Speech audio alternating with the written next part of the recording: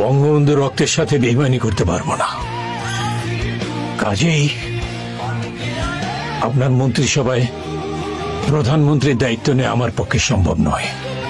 আমার নেতা নেই, আমার কবি নেই, আমার মুজিব ভাই নেই, কাজে আমিও নেই। আপনি বা কি করে ভাবলেন যে শেখ মুজিবের রক্তের উপর দিয়ে তাজউদ্দিন প্রধানমন্ত্রী হবার প্রস্তাব গ্রহণ করবেন? মুজিব আমার নেতা, আর আমি কোনোদিন বেঈমান নই। যেখানে বঙ্গবন্ধু নেই সেখানে নজরুল থাকবে কেন?